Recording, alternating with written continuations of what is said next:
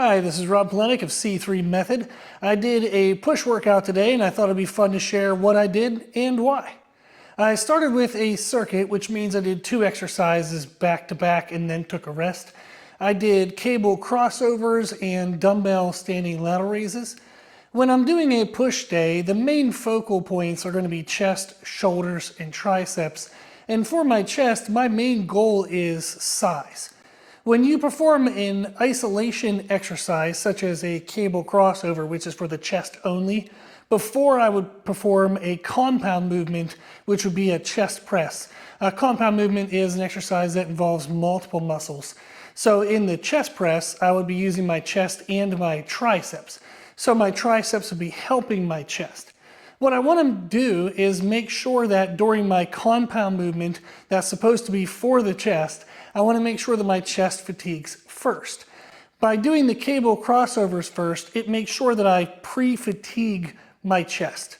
So then when I go into the presses, my chest will fail before my triceps fail or before my ability to stabilize and balance the weight would fail. So by performing an isolation exercise for my target muscle in the compound movement, it actually allows the compound movement to be better for that target muscle purpose. So that was my first circuit, was cable crossovers. I did 2 high rep sets, 2 what I would consider medium rep sets. And I paired that with dumbbell lateral raises, which were again 2 high rep sets and 2 medium rep sets. For isolations, I prefer to not go too low in rep ranges. For example, say 6 to 10 reps. I won't do that too often because in isolation exercise, you're really trying to isolate the target muscle, meaning you don't want other things to help and you want to be very strict with your positioning. Therefore, if you use a really heavy weight and you get slightly out of position or the muscle gets slightly overly fatigued, it can lead to a big injury. When you use moderate weights for moderate rep ranges, or even a little bit lighter weights for higher rep ranges, there's a little more leeway before you would get an injury. You might be able to get slightly out of position and re-correct it without that causing an issue or an injury. So I prefer to use more medium weights and medium reps for my harder, challenging working sets for isolations. Then for the main movements of the day, I did the incline chest press, which was my compound press, my compound movement for chest press.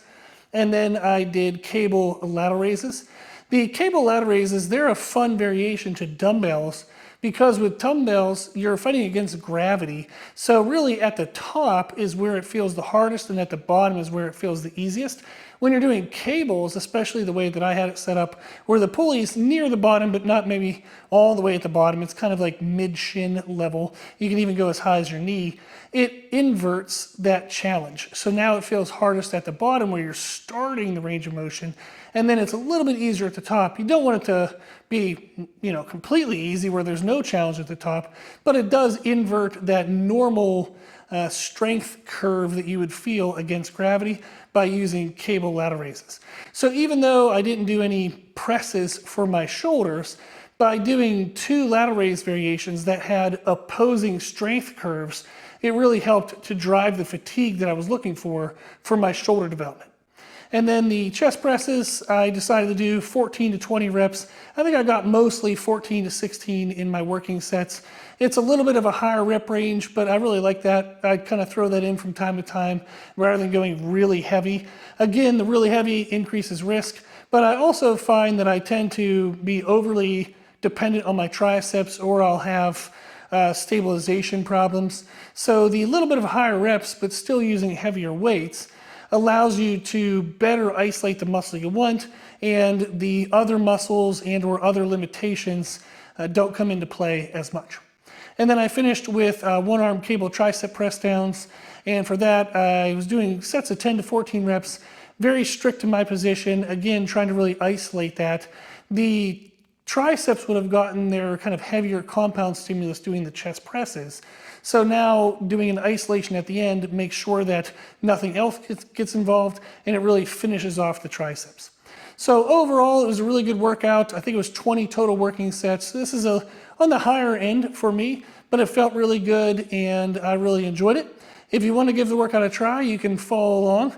with what's written there, and you can give it a try for yourself. Hopefully you enjoyed as well. And then hopefully the video was helpful. If you have any questions, just let me know in the comment section. I'll be happy to answer any questions for you. And thank you for watching.